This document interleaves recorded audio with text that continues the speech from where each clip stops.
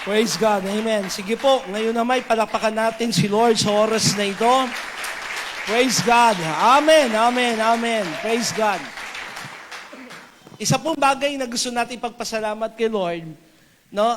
Maraming church ang nanghina, maraming church ang halos talagang nawala na, no? May mga pastor pong umuwi ng probinsya, may mga pastor na kinuha na ng Panginoon, pero ang JTG Manila Church ay patuloy na pinalalago, pinagpapala, pinararami ng Panginoon. Gusto ko rin pong report, no, na kung napapansin nyo, medyo upgraded po ang ating sounds, hindi na ho tayo medyo nahihirapan. Tama ba? No, medyo ko hina yata yung aking monitor, pakidagdagan ako. Ayan. Sapagkat may 6 ho tayong bagong speaker, 6 ho yan. No? May bago po tayong drum set. Wow. Palapakan natin si Lord. May bago din po tayo at naka-digital na yung ating mixer. Sa panahon ng pandemic, ina-upgrade tayo ng Panginoon. Amen? Ano ang isang bagay na nakakatawa. Kaya gusto ko pong suportahan uli, no, at i-announce yung ating pong English Proficiency Seminar. Take ho natin itong advantage, i-ano natin itong opportunity na ito, i-grab natin. Kasi naalala ko, nung makilala ko si Dr. Rene Morpe, about mga 13 years ago, 14 years ago, sinasabi niya lahat ng JTG pastors ay tuturuan nitong English literature. Pero ang halaga po ay 1,800 hanggang 2,000. Pero nung magkumpare na po kami ngayon at naging magkasama kami sa team, sabi ko, paano yan pare? At gusto ko yung team namin ay turuan mo ng English. Ang sabi niya, napagtapos ko na ang aking mga anak dahil dito sa ito yung kanyang no, ang bread and butter niya magturo ng English. Napagtapos ko na mga anak ko, sabi niya, walang problema kahit love gift lang. Kaya alam nyo, i-take ho natin itong opportunity na ito. No, hindi man ho kayo bahagi ng worship ng ating English Sunday service team. Sumama po tayo kasi marami tayong matututunan dito. Sabi ko, ako mismo ang unang-unang a-attend. Sino rito ang pupunta? Taas ang kamay. Yung iba parang ayaw. Alam nyo, sayang, no? Kasi itong mga ganitong opportunity, minsan lang yan. Yung mga, alam nyo, mga estudyante, lalo mga students, nahihirapan kayo sa English sa inyong eskwelahan, no? Umatin ho kayo at napakadami tayong matututunan. Okay? Sige po, let us remain standing, let us open our Bible. Dako po tayo sa Word of God in John chapter 4, verse 23 to 24. Next week po, magsisimula tayo ng new series. But ngayon, nililid ako ni Lord dito sa bagay na ito. John chapter 4, verse 23 to 24. Yet a time is coming and has now come when the true worshipers will worship the Father in the Spirit and in truth. For they are the kind of worshipers the Father seeks. God is Spirit, and His worshipers must worship in the Spirit and in truth. Tayo lahat ay sadaling yumuko, tayo manalangin, nakilang Diyos, muli po kami umaasa na ikay mangungusap sa amin. Alam po namin, hindi aksidente kami narito, Panginoon, hindi rin dahil sa rilyon o nakagisnan o dahil obligasyon. Narito kami dahil gusto namin muling makaniig, makasama, madama ang iyong presensya. Salamat po sa gagawin mo. Salamat po sa ituturo mo, Panginoon. Salamat po sa idadagdag mong kalakasan, karunungan sa amin. Wala pong ibang maitas kundi ikaw lamang in Jesus' mighty name. And everybody say, Amen and Amen. Sige po, malakas sa manapak kay Lord. Bago tayo umupo, pakisabi sa kanan kaliwa mo, kakausapin tayo ni Lord. Palalakasin tayo ng Panginoon. Sige po, sabi mo sa Kanya, you're going to receive your miracle today. Amen. Tayo po lahat ay makakaupo sa presensya ng ating Panginoon. Gusto rin po natin pagpasalamat kay Lord sapagkat dito po ako humugot ng preaching ngayon. Nung last Friday ay isa pong matagumpay na gawain ang ginanap sa ating church, which is worship moment and mentoring. Okay, sino po ang nandito? Taas ang kamay. Ayan, alam nyo, isang naging hamon po sa amin dito, lahat ng umaten, na kailangan ang bawat church, sabi kasi ng Bible, every tribe, every tongue will worship the Lord. So sabi ni Pastor Melan, kailangan ang tribo ng JTG Manila Church ay may sarili ng worship. Ibig sabihin, may song na pang sa atin. No? So hinahamon po tayo nitong seminar na ito na ang ating church ay maglabas na ng sarili nating album of worship. Parang di kayo excited? Parang di kayo naniniwala kaya natin yan? Amen? Baka magulat kayo, no? Ang mga kumakanta dyan, sila Tatay Lando, no? Si Nanay Melly, no? Sila Tatay Darwin, no? Yan ang mga featuring natin dyan sa ating album, no? Pero alam nyo, habang nagwo-worship tayo nung Sunday, siguro bago ko i-diretso ito again, opportunity, marami hindi nag-take advantage. Nandiyan kayo? Opportunity, pero hindi nyo grinap. For 100 pesos, grabe po yung aming na-experience at natutunan. Kaya pag may opportunity, sabi mo nga sa tanong, pag may opportunity, grab it. Amen. Now, habang nagwo-worship po, sensitibo yung aking puso, tinitignan ko yung nangyayari, may mga bagay pong nireveal sa akin ng Panginoon about our church. At isinulat ko po yung mga tanong na parang nag-impress sa aking heart at ito po yung patungkol sa ating church. Ito po yung tatlong tanong. What kind of a church should our church be? Number 1, anong klaseng simbahan ang dapat na meron sa simbahang ito? O anong klaseng simbahan dapat tayo? Pangalawa, what is the church we should dream about? Kung ako may pangarap na bilang pastor nyo sa church na ito, ano yung pangarap ko na dapat meron sa simbahang ito? Pangatlo, what is the church that we hope will be the future of the church? Ano po ba ang ating inaasahan, no, sa darating na panahon patungkol sa church? Kasi ang katotohanan, mga kapatid, no, ang mga nasa generation ngayon, which is yung mga nauna po, ay isang araw ay merong magte-take na next generation. Amen ba? At ganun po, no, na ipapasa ang gospel. Doon po na ipapasa yung mga katuruan. Pero sa ngayon nangyayari, with everything that is changing around us, with technology, no, with this pandemic, with this virus, ano po dapat ang hinaharap ng simbahan? At alam niyo po, nung pinagbubulay-bulay ko ito ang nailagay sa akin ni Lord. Which is nangyari nung Friday, sabi ko nga, kung kausap ko kagabi si Brother Rodsel, may 3 series akong gustong simulan. Pero sabi ko, yung isang series na sisimulan natin, sabi ko, next week na lang.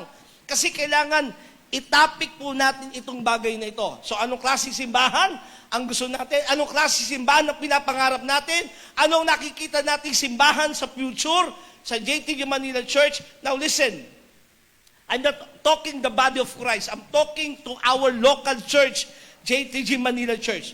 At ito po ang gusto ko at naiisip kong future ng church na ito, which is the worshiping church.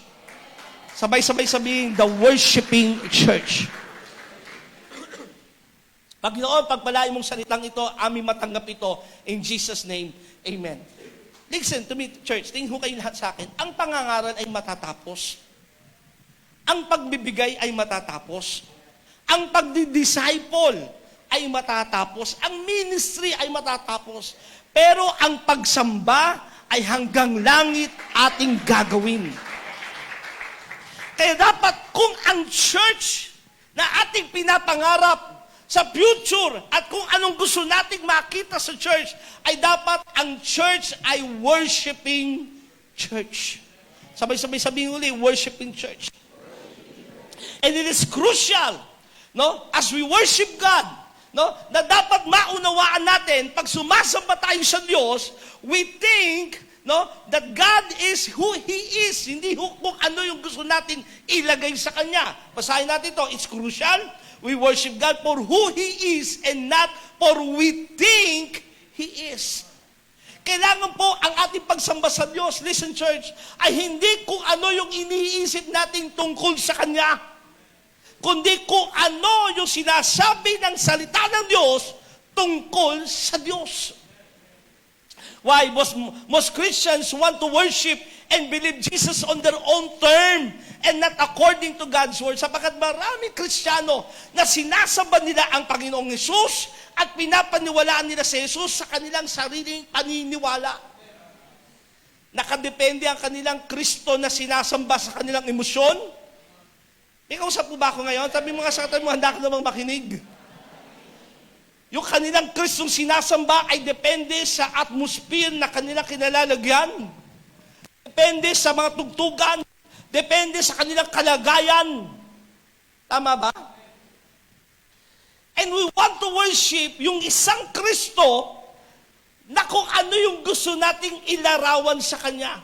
Minsan ang gusto nating Kristo, lalo sa next generation nito, yung cool Jesus. Narinig niyo na po minsan ito eh. No? Yung cool na Kristo lang, yung parang kahit anong gawin mo, welcome yung pagsamba mo sa Kanya. Nanya kayo? We want to worship a cool Jesus. But that is not a biblical Jesus. Yung gusto natin, yung hip Christ. No? Yung Kristo na kahit anong gawin mo, welcome ka lang. Okay lang yan. And listen, we can insult God in our worship. Ang katotohanan, pati sa ating akalang pagsamba ay naiinsulto natin ng Diyos. Pwede ba yung pastor? Pwede. Ito sabi malinaw na sinabi ng Panginoong Hesus in Matthew chapter 15, verse 8 to 9. Listen to this. These people is referring that time sa mga religious people. He's referring to the Pharisees and Sadducees that time. Ang sabi ng Panginoong Hesus, itong mga taong ito, they honor me with their lips, but their heart is far from me. They worship me in vain. They teach as doctrine the precepts of men. Itong mga taong ito, ino-honor lang nila ako sa kanilang mga bibig, ngunit ang puso nila ay malayo sa akin. At ang kanilang pagsamba ay walang kabuluhan. They teach us doctrine the precepts of men. At ang tinuturo nila yung mga pangunawa. Precepts, ito yung mga katuruan, no, kaisipan ng tao lamang. Kaya katotohanan, listen to me church, pwede tayong lumikha ng isang Kristo na sinasamba natin pero hindi biblical na Kristo. Naintindihan niyo yun? Pwede tayong sumamba at nag-gather dito pero hindi pala yun yung dapat at karapat-dapat na pagsamba sa Kanya. Kasi ang Diyos hindi naman po na-amaze sa ilaw, tugtugan, paingayan, sigawan. Ang hinahanap ng Diyos, sabi niya, malayo yung puso niyo sa akin. Tanong mo yung katabi mo, kamusta ng puso mo sa Diyos? So, listen church, ang gusto natin mangyari is a worshiping church. Now why? Life's greatest privilege is to worship God. Isang napakaganda at dakilang pribileyo na ibinigay sa atin ay ang sumamba sa Diyos. Ito po yung pinakadakilang pribileyo. Hindi po yung tayo ay makapagbihis ng maganda, magkaroon ng magandang cellphone, ng magandang sasakyan, magandang bahay, sapagkat lahat ng ya'y lilipas. Kundi ang pinakadakilang pribileyong ibinigay sa atin ay ang sambahin ang ating Diyos. That's why JTG Manila Church, nagkaroon tayo ng worship mentoring nung nakaraang Friday. At ito ang revelation sa atin ng Panginoon. Let us become a worshiping church. Sabi mo sa katabi mo, a worshiping church. Paano mangyayari ito sa atin? No, ilang mga bagay na sinerge ko yung heart ko at inalam ko sa Panginoon, according na rin sa salita ng Diyos, na paano ho ang JTG Manila Church ay mag-upgrade pa sa pag-worship kay Lord. Nandiyan kayo? Ulitin mo sa katabi mo, worshiping church.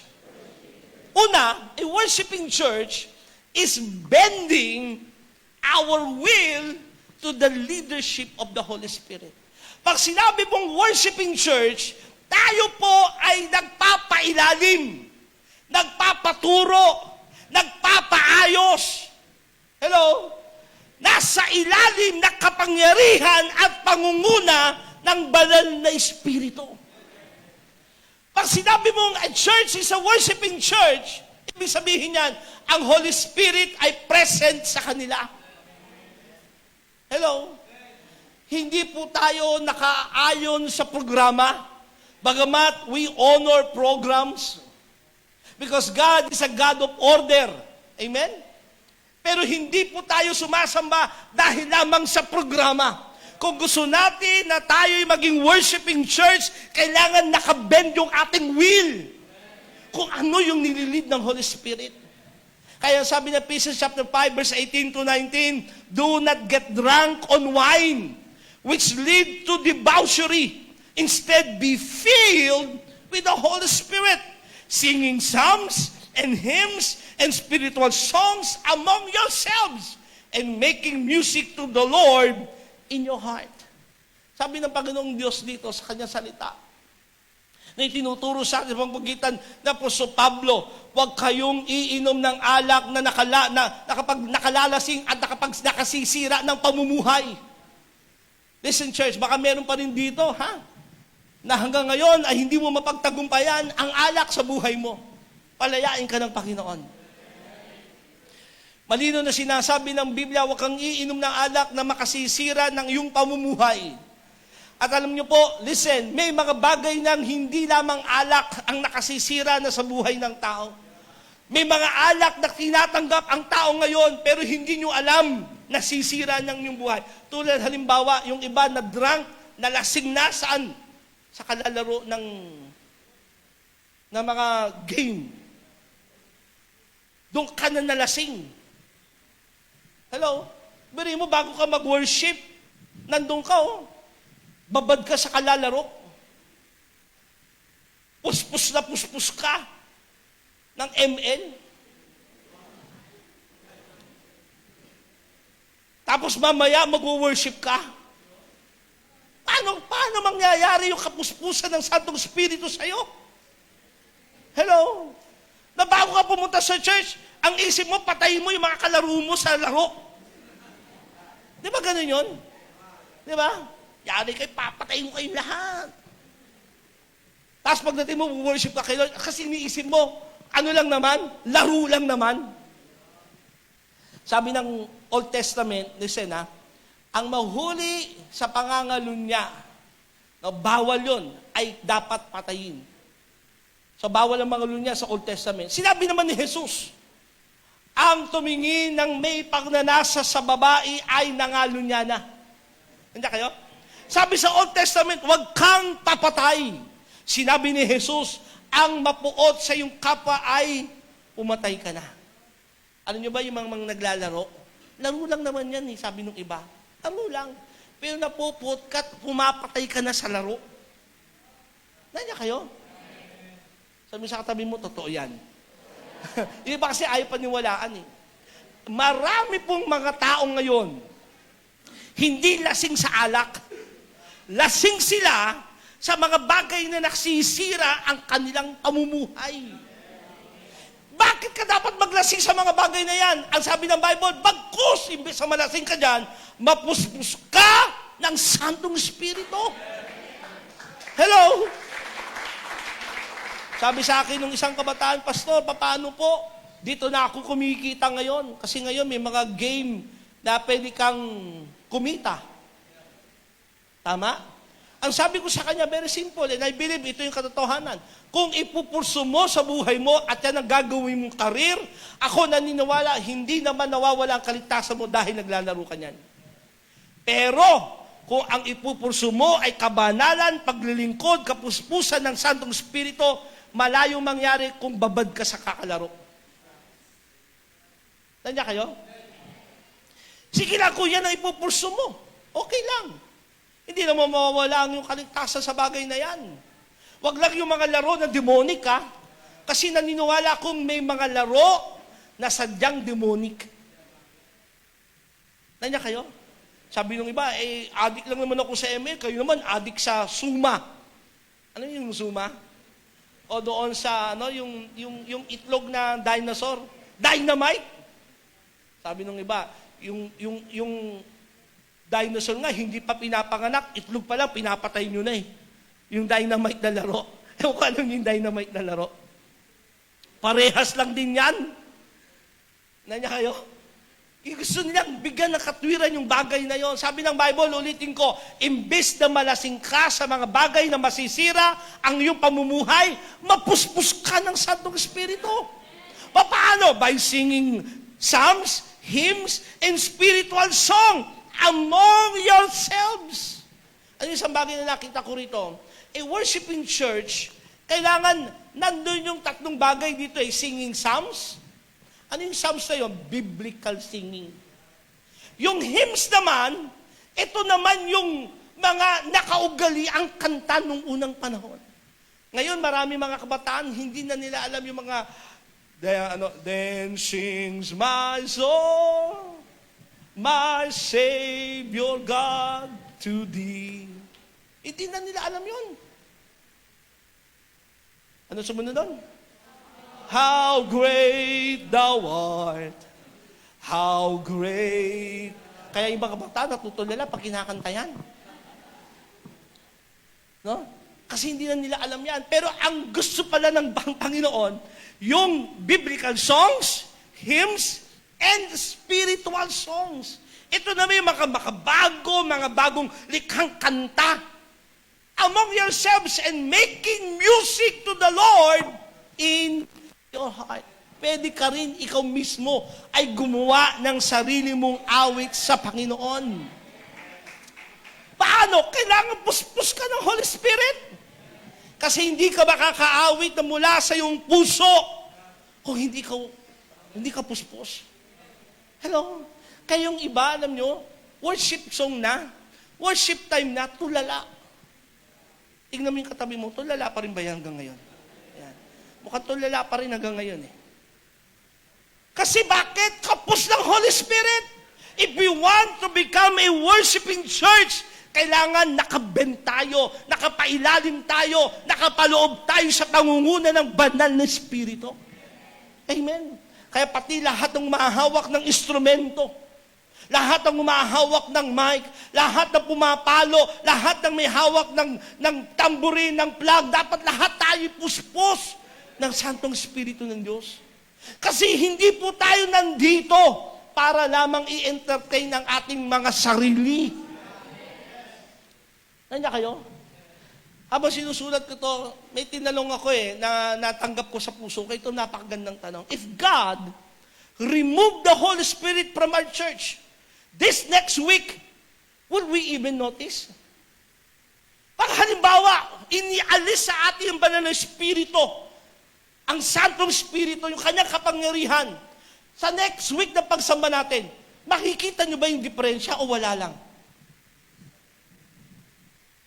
Nandiyan kayo? Kung hindi tayo sensitibo, nandiyan kayo? Hindi ho tayo pinangungunahan ng Banal na Espiritu, akala mo nandyan pa rin.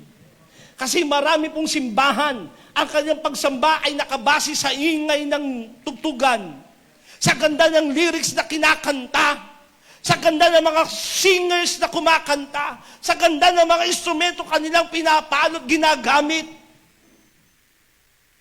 Hello? Pero pag inialis ba ang Holy Spirit, malalaman niyo bang wala na? Totoo lang, marami sa atin, hindi nga natin alam kung paano kumikilos o nadadama ang banal na Espiritu. So napakahalaga, listen to me, JTG Manila Church. If we want to become a worshiping church, kailangan nandoon lagi ang pangunguna ng banal na Espiritu sa bawat pagtitipon natin. Hindi ho tayo nakaprograma, 2 kanta ng praise, 2 kanta ng worship, magpapalakpakan, tapos uupo, makikinig ng Word of God, mamaya magbibigayan na, tapos uwian na.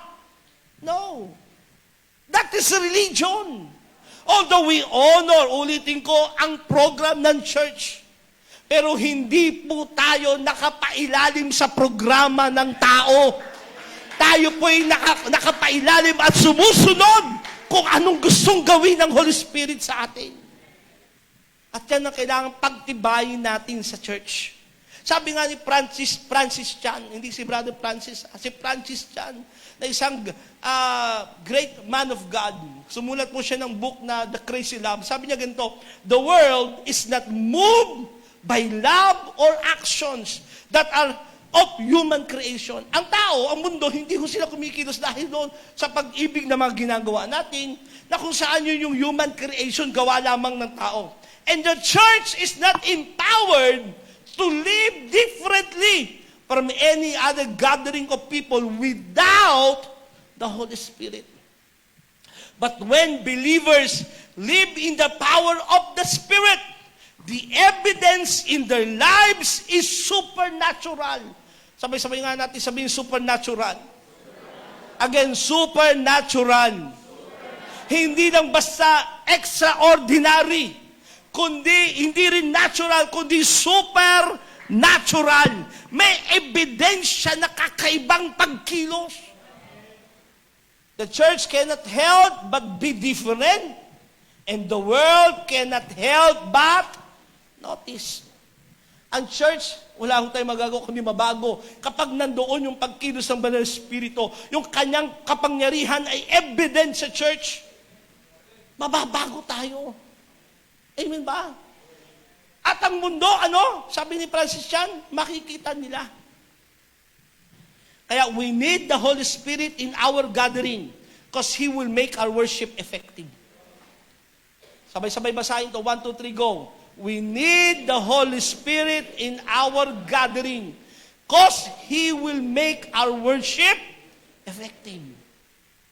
Kaya may mga pagkakataon na ninyo po, marami ng simbahan, natitipon na lamang linggo-linggo, nakaugalian, at yan po ay sa apat na sulok ng mundo, ang daming simbahan nandyan nagtitipon.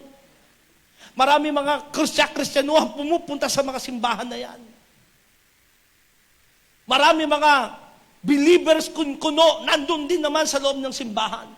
Pero hinahanap nila ay entertainment. Hinahanap nila ay para matugunan lang yung kanilang sariling pagnanasa.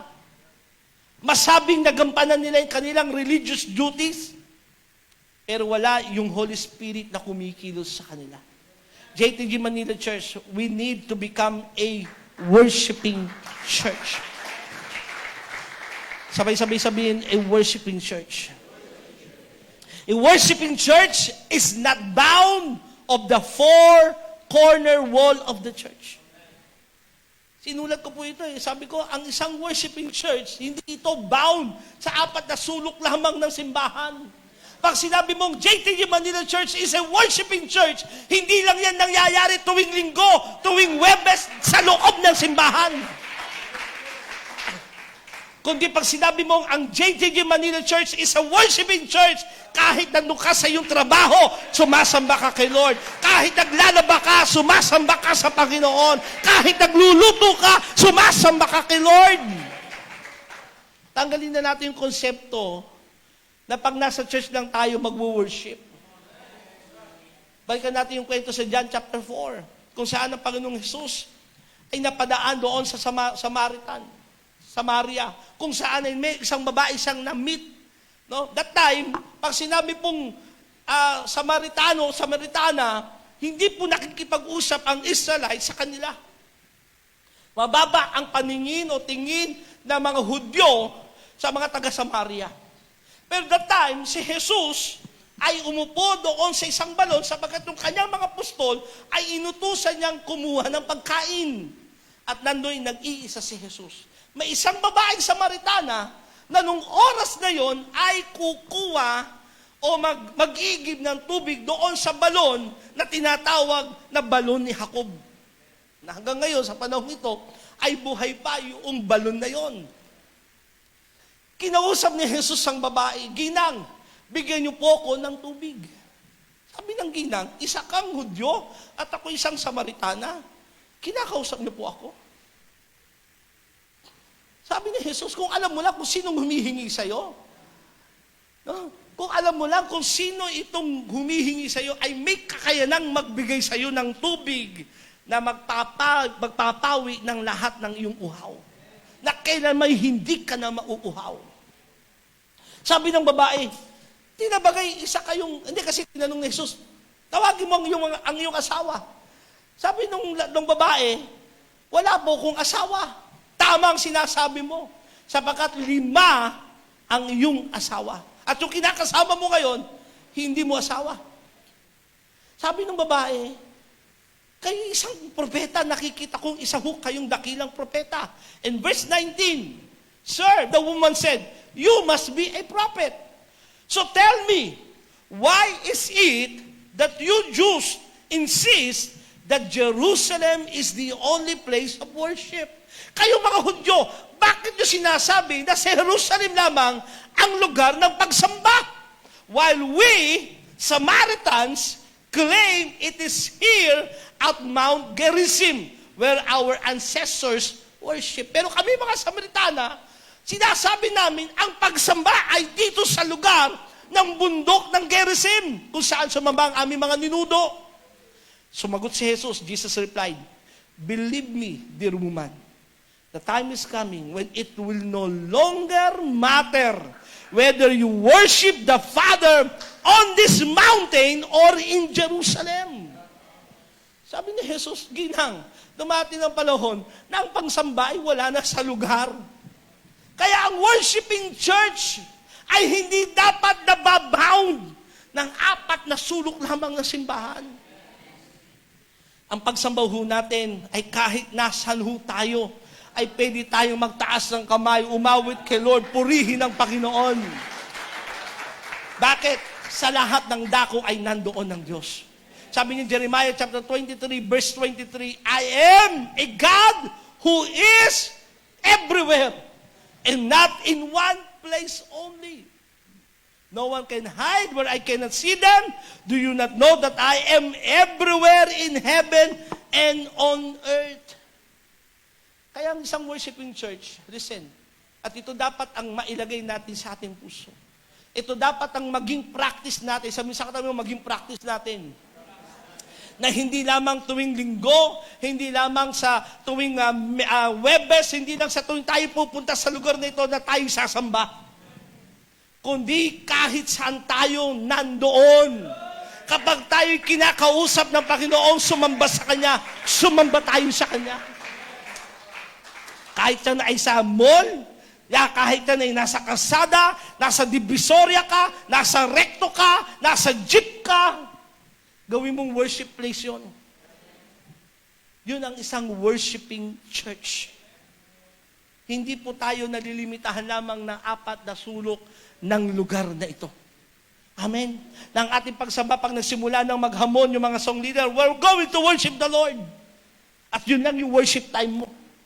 No. Ang worship time, kahit nasaan tayo, basta't alam natin, kasama natin si Lord, pinupuri natin siya, dinadakila natin siya, pwede kahit sa iyong eskwelahan, kahit sa iyong trabaho, amen, sa inyong tahanan, sa inyong barangay, sa inyong community, you can worship God. Yun yung worshiping church. Sabi mo sa katabi mo, worshiping church. Kahit saan, pwede kang sumamba kay Lord. Amen? At sinasama mo siya sa espiritu at katotohanan. Sumunod, a worshiping church is focused more of our needs of Him. Ang isang worshiping church, nakapokus, alam niyo kung saan? Sa pangangailangan natin sa Diyos. Sabi sa katabi mo, nakapokus sa pangangailangan mo sa Diyos. Why? Our worship doesn't meet a need in God. It meets a need in us. Anong punto nito? Ang pagsamba sa Diyos ay hindi nangangahulugang kinatatagpo natin ang pangangailangan ng Diyos. Kundi tayo ang kinatatagpo kapag nag-worship tayo sa Diyos. Kinatatagpo yung ating pangangailangan pag sumasamba tayo sa Kanya. So hindi po ito nakapokus sa Lord, pag nag-worship ako sa iyo, di ba? Nag-worship ako sa iyo, may utang ka sa akin, isa ha? Binibilangan mo si Lord. Di ba? Para bagang may utang na loob na ang Diyos sa iyo dahil nagpunta ka ng church. Sabi sa katabi, hindi totoo yun. Hindi ho nagkakaroon ng utang na loob sa iyo ang Diyos. Kahit tumira ka pa sa loob ng simbahan, kahit mag-worship ka ng 24 oras, kapatid, hindi nagkakautang sa iyo ang Diyos. Kasi kahit ibigay mong handog ang iyong buhay sa Diyos, kulang pa sa ginawa sa iyo ng Diyos. Kaya ang tamang worshiping church, nakatun ito sa pangangailangan natin sa Kanya.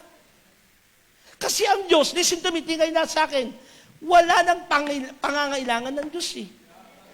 Ito sabi ng Acts 17, verse 24 to 25, English Standard Version, the God who made the world and everything in it, being Lord of heaven and earth, does not live in temples made by man, nor is he served by human hands, as though he needed anything. Since he himself gives to all mankind life and breath and everything. Ang Diyos, wala pangangailangan eh. Kaya tayo sumasamba sa Diyos, sapagkat inilalagay natin ang tamang perspektibo ng ating isipan na tayo ang nangangailangan sa Diyos. Sabi mo sa tabi mo, tayo nangangailangan sa Diyos. We need God. Tayo ang may pangangailangan sa Diyos. Kaya ka pumupunta sa Diyos kasi kailangan mo ang Diyos sa buhay mo. Kasi katotohanan, kahit marami kang pera, pag wala kang Diyos, walang kwenta buhay mo. Hello, kahit kilala ka at sikat ka, kung wala kang Diyos, walang kwenta ang buhay mo. Kahit napakaganda mo sa feeling mo, sa tingin mo, sa sarili mo, kung wala kang Diyos, wala ka pa rin kwenta, pangit ka pa rin. Ay sabi mo sa katabi mo, kahit nagmamaganda ka, pangit ka pag wala kang Lord. Kasi iba akala nila, ganun lang ang buhay. Magpaganda, magpapogi, magkaroon ng pangalan, magkakras sa kanya lahat ng mga tao. Pag dumadaan sa inihimatay ang mga babae sa kanya, di ikaw na. Yung pala kayo inihimatay, baho ng hininga mo.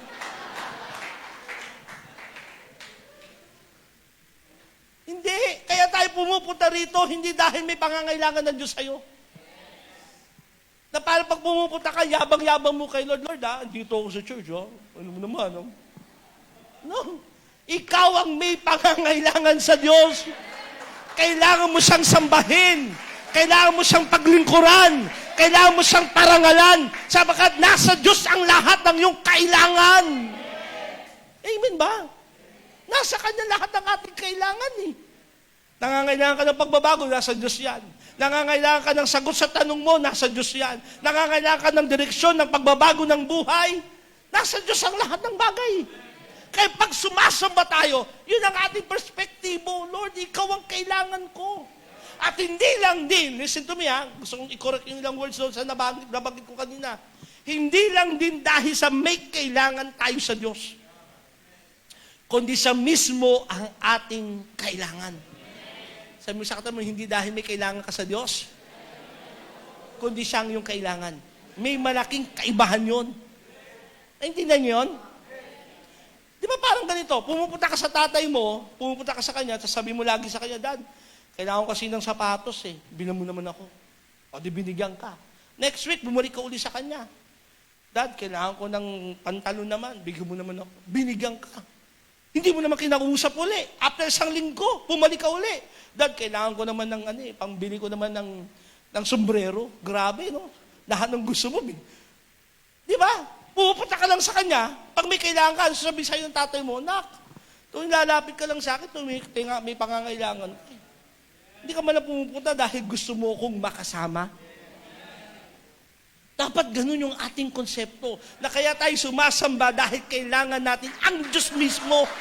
Hindi dahil kaya kang pagalingin ni Lord, hindi dahil kaya kang pasaganain ng Diyos, hindi dahil nasa Kanyang lahat ng iyong pangangailangan. Kundi ang gusto mo, siya mismo. Sabi mo sa katabi mo, ang gusto natin, ang Diyos mismo. Kasi pag nasa sa'yo si Lord, nasa iyo ng lahat At ito maganda, ito yung tamang perspektibo sa pagsamba sa Diyos. Lord, hindi mo man katagpuin ang aking pangangailangan, magpupuri pa rin ako sa iyo. Hindi mo man ako pagalingin, magpupuri pa rin ako sa iyo. Hindi mo man ako tugunin sa aking pangangailangan, magtataas pa rin ako ng kamay sa iyo, aawitan pa din kita, yayakapin pa rin kita, Panginoon, nanaisin ko pa rin ang iyong presensya. Kasi yun ang puso mo sa Kanya. Hindi lalapit ka lang at magsisimba dahil ang gulo-gulo na ng buhay namin, kailangan ko ang Diyos. Pagpunta mo dyan, puro request ka kay Lord na para bagang si Lord ay genie. Pag nagtaas ka ng kamay, para na rin pinupunasan mo yung lampara, nalalabas yung genie at ihingi ka ng wish mo. Hello? Hindi po. Ang tamang worshiping church ay dahil nangangailangan tayo sa Kanya. We worship God, at ito nangyari, we shift our focus from our problem to the problem solver. Hindi yung pagpupunta ka sa church dahil may problema ka, iyak ka ng iyak na kasi, Lord, grabe na nangyayari sa aming buhay ngayon. Nakapokus ka sa problema mo. Alam mo ba, bago ka pa magsalita sa Diyos, alam na ni Lord yung problema mo. Bago pa sabihin kay Lord kung ano yung pinagdadaanan mo, alam na niya yan. Ang gusto ni Lord, pag magsasamba ka, nakapokus ka sa Kanya. Amen ba? Hindi kaya ka umiyak. Iba kaya umiyak pag tinanong ba't umiyak. Hindi naman umiyak dahil nagwo-worship. Dahil, Lord, tugunin mo naman ako, Lord. Sagutin niya na ako, Lord. Iniisip pala yung babae nililigawan mo. No, kailangan nakatuon tayo dahil kailangan natin ang Diyos sa ating buhay. Amen. Sumunod, we become a worshiping church if our worship is more than singing in the church. Itong isang bagay na gusto kong makita nyo, JTG Manila Church, na ang worship ay hindi lang sa pagkanta. Nandiyan kayo? Ang isang worshiping church ay higit pa sa pagkanta. Malino na sinabi ng Romans chapter 12, verse 1 to 2. I appeal to you, therefore, brothers, by the mercies of God, to present your bodies as a living sacrifice, holy and acceptable to God, which is your spiritual worship. What is our spiritual worship? Is giving your body as a living sacrifice, holy and acceptable to God. So sinasabi rito ni Pablo, alang-alang sa masaganang kahabagan ng Diyos sa atin, ialay niyong buong-buo ang iyong mga sarili. So ang tunay na pagsamba, yung sarili mong inihahandog sa Diyos na banal, kaaya-aya sa Kanya. Paano? Do not conform to this world. Huwag kayong aayon sa takbo ng sanlibutan. Kaya ang tunay na pagsamba, oo, kasama ang pagkanta, kasama ang mga tugtugan, sayawan, pero higit pa doon ang isang worshiping church. Ang isang worshiping church, ang bawat isa sa atin ay handog sa Diyos. Paano? Hindi ka nagko-compromise. Hindi magwo-worship ka ng Sunday, pag uwi mo, nag-TikTok ka ng ichikiri, ano? Ha? Iskiri? No. Listen to me, mga kabataan, huwag kayong aayon sa takbo ng sanlibutan. Church, ikaw ay binili ng banal na dugo ni Kristo. Hindi na ikaw ang may-ari ng iyong sarili, kundi si Kristo na. Kaya ihandog mo ang iyong buhay bilang banal, kaaya-aya, katanggap-tanggap sa Kanya. Amen ba? Na yung ating ginagawa, yun ang pagsamba. Paano ka makapagsasamba kay Lord? Baka pumunta sa church, nag-TikTok ka na kung ano-ano. Tapos parang gusto mong akitin kung sino man. Alam mo, ito listen to me kabataan, maganda na kayo. Sexy na kayo. Pogi ka na. Tanggapin mo na yan, wag ka nang mapadaya. At isang araw, may ibibigay na tamang karelasyon sa iyo si Lord. Amen ba? Pero wag ka nang mang-akit sa mga ganyang bagay. Wag kang magpaakit at wag kang maakit. Sabi kasi, ang pagsamba ay ibinibigay ang buhay bilang banal, kaaya-aya, kalugod-lugod sa Diyos. Yan ang karapat-dapat na pagsamba. Na huwag kayong aayon sa takbo ng sanlibutan, but be transformed by the renewal of your mind, that by testing you may discern what is the will of God, what is good and acceptable and perfect. Dito malalaman kung anong kalooban sa iyo ng Diyos kapag iniahando mo yung sarili mo sa Diyos. Ang gusto ng Diyos sa pagsamba, yung ikaw mismo. Sabi nga sa tabi mo, ang gusto ni Lord na pagsamba, yung sarili mong ibinibigay sa Diyos. Yung sarili mo mismo. Hindi lang yung awit na lumalabas sa bibig mo, pero yung puso mo malayo.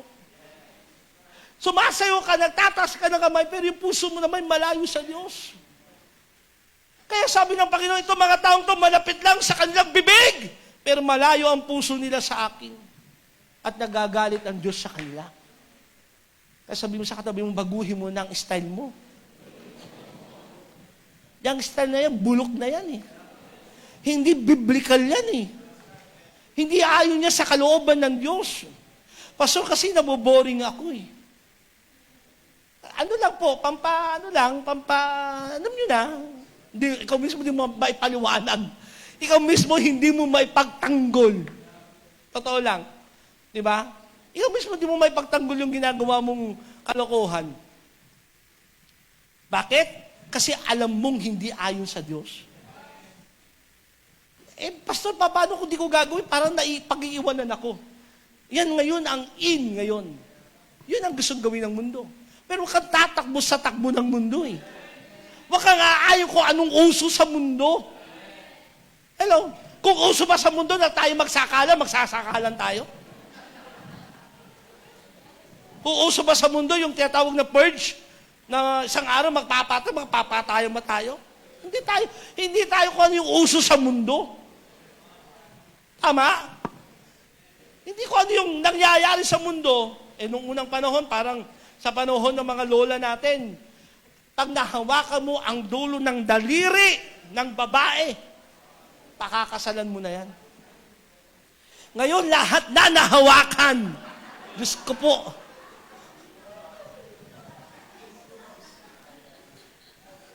Diba? Nagbago eh. At dahil ba nagbago na, at yan na ngayon, ang panahon ngayon, makaluma ka naman, nanay, hindi naman ako nahawakan sa kamay lang eh. Buong katawan nahawakan, hindi ko naman siya pakakasalan. Dahil ba yun ang in ngayon, yun din ang gagawin mo? Hello? Nakapapalit-palit ng girlfriend, papalit-palit ng boyfriend. May asawa ka na, nakakakross ka pa sa walang asawa. Sabi mo sa katabi mo, totoo yan. May asawa ka na eh. May apo ka na nga, nakakakross ka pa sa iba. Paanong pagsamba ang gagawin natin sa Diyos? Nakarapat dapat kung ganun yung ating klase ng pamumuhay. Salamat na lamang sa kahabagan ng Diyos sa atin. Ang Diyos ay mahabagin. At alang-alang sa kahabagang iyon. Sabi ni Pablo, alang-alang sa kahabagan ng Diyos. Mahabagin ng Diyos eh. Kaya anong dapat mong gawin? Huwag mong abusuhin yung kahabagan ng Diyos at magbago ka ng takbo ng isipan na hindi ka na taga-mundo. Hello? Hindi ka para sa mundo. Sa inyo kasaktan mo, hindi ka para sa mundo. Hindi ka na taga-mundo eh. Hello? Tayo'y panandalian lamang sa sanlibutan ito. Lahat ng nandito'y lilipas, maglalaho lahat ng ito, iiwanan ito. Ano, may bago kaming kotse, meron kami mga gamit na maganda. Inyo na po pag-rapture. Sa inyo na. Kunin nyo na po. May lupa po kami. Inyo na. Gusto nyo ngayon pala, masusulat ko na yung deed of sale, pag-rapture. Inyo na po lahat yan. Sasabihin ko sa iyo, hindi mo papakinabangan yan. Doon tayo nakatingin sa mga bagay na material. Mga bagay na pansamantala. Lahat ng bagay na ililipas at maglalaho. Anong pinakamaganda dapat natin ihanda? Tayo maging mananamba ng Diyos. Na ang ating buhay nagiging karapat-dapat sa Kanya. So we give ourselves away in worship to God. Binibigyan mo sarili mo eh. Kasama na kahinaan mo, Lord, binibigay ko sa'yo.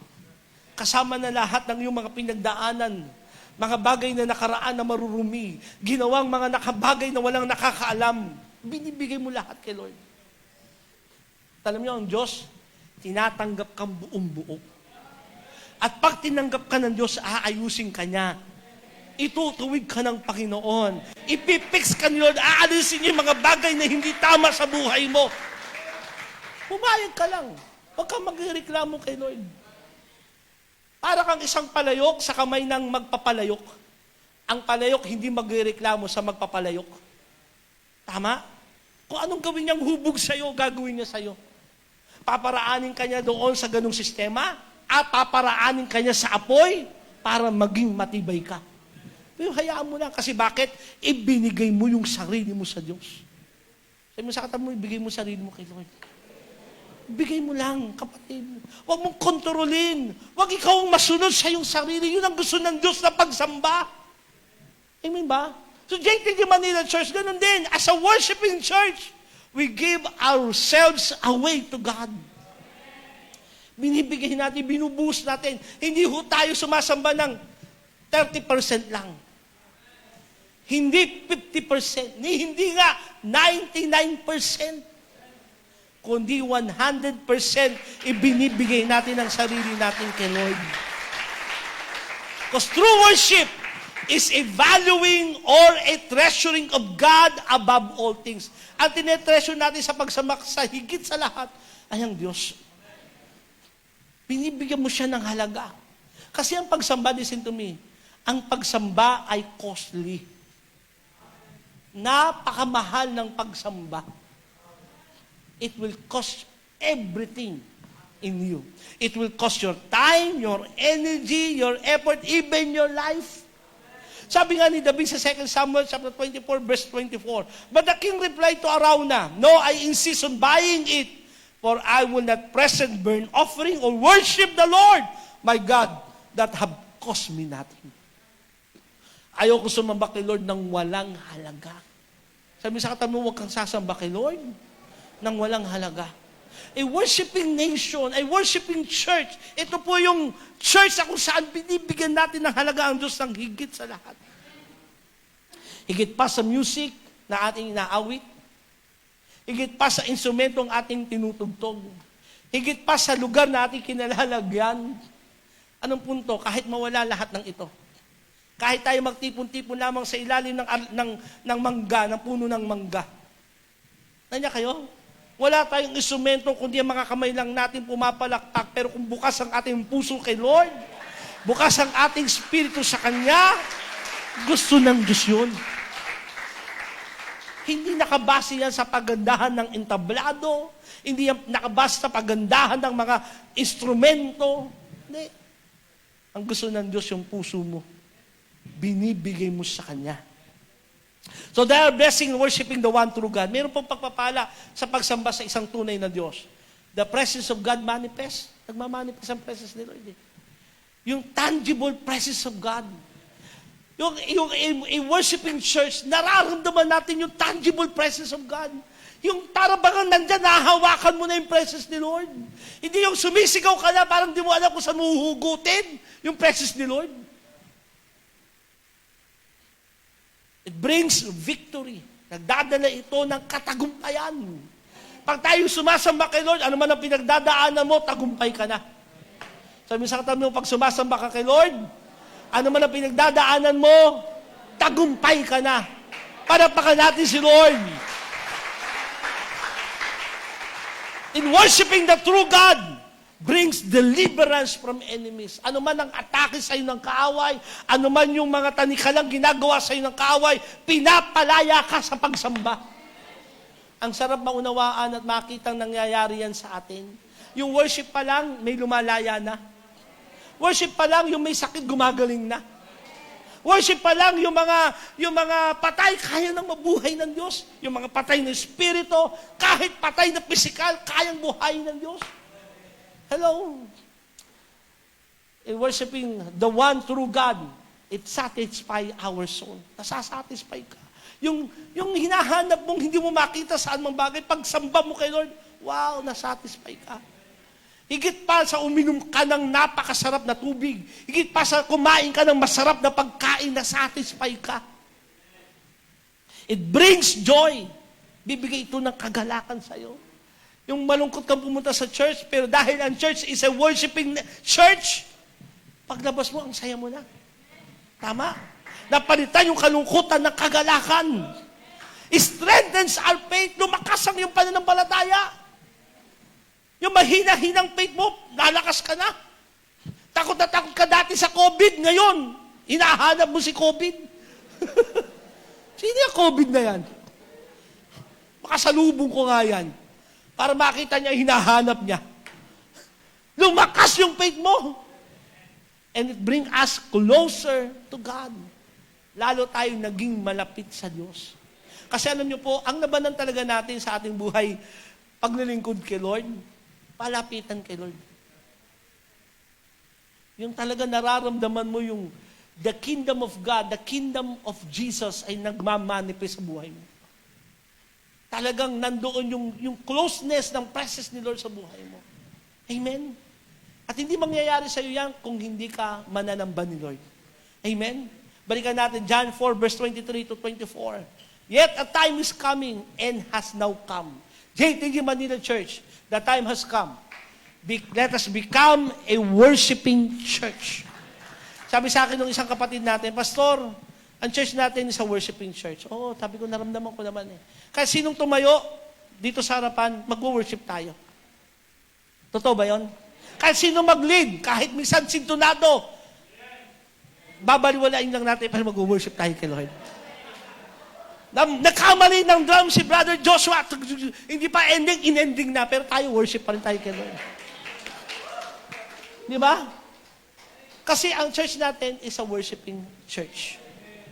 Pero I believe, mas tinataas pa yung antas ng pagsamba sa church na ito. When the true worshipers will worship the Father in the Spirit and in truth.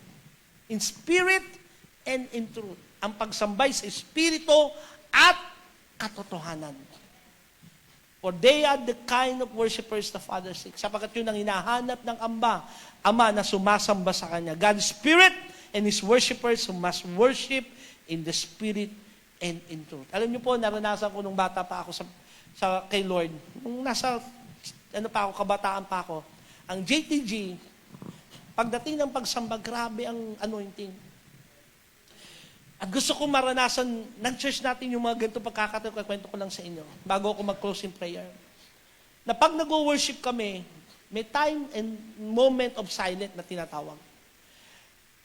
Sasabihin ng song leader, usually si Bishop Mami yon, now let us be quiet in the Spirit and let us wait what the Spirit is saying to the church.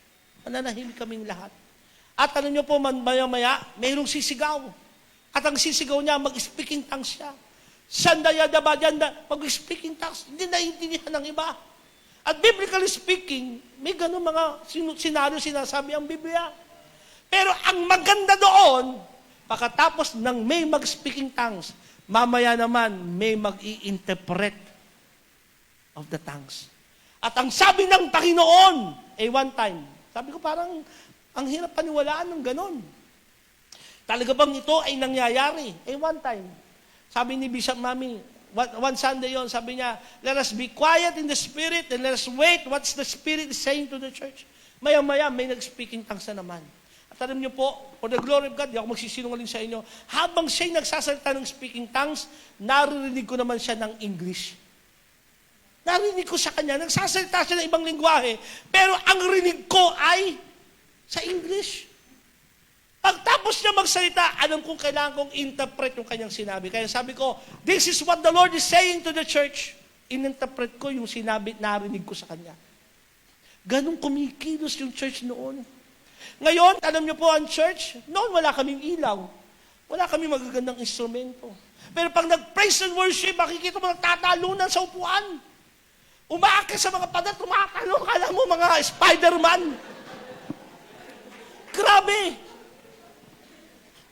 At ngayon, parang gusto tayong idaan doon sa road na kung saan ay deceiving sa church.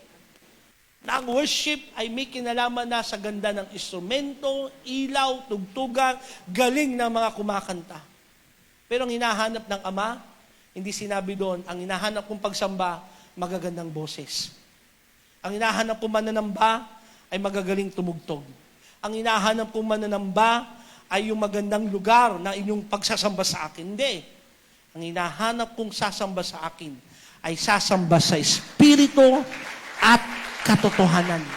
Hindi yan nakabase sa iyo, hindi nakabase sa iyong emosyon, kundi kung sino ang Diyos. At ang Diyos sa Espiritu at nasa Kanya ang katotohanan.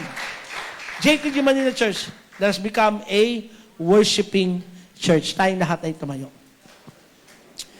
Hallelujah.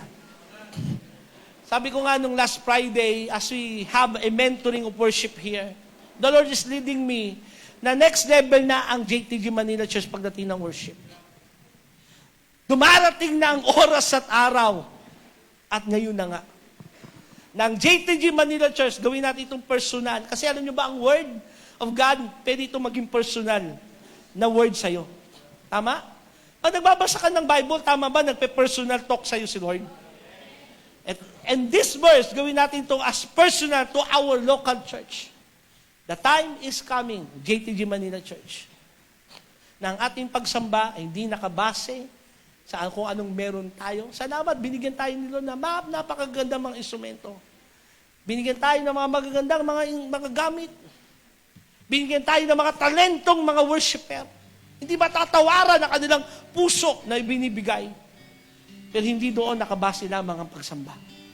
Ano yung isang pagsamba na gusto ng Panginoon din sa atin, tingay lahat sa akin. Ano man ang iyong pinagdadaanan, nasang ka man ngayon sa iyong kalagayan sa buhay, nakukuha mo pa rin pasalamatan ng Diyos. Nakukuha mo pa rin sabihin na, Lord, napakabuti mo, Panginoon. Sinasamba kita. Dinadakila kita, Panginoon. Pwede bang gawin natin ito ngayon, church? Na ang pagsamba natin hindi lamang nakabound sa apat na sulok ng lugar na ito. Na ang ating pagsamba ay hindi nakatuon sa iyong pangangailangan, kundi sa pangangailangan mo sa Kanya. Na ang iyong pagsamba sa Diyos ay ang iyong buhay na inihahandog sa Kanya. Come on, church. Hallelujah. The time is come. JTG Manila, let's become a worshiping church. I feel the anointing of the Lord right now. Thank you, Jesus. Oh, God. Thank you, Lord. Sinasamba kita, Woo! dakila ka, Ama. Come on, church. Ang puso ko'y puno ng pagpupuri, pagsamba. Sinasamba kita, dakila ka, Ama. Ang puso ko'y puno ng pagpupuri, pagsamba. Minsan pa sinasamba kita.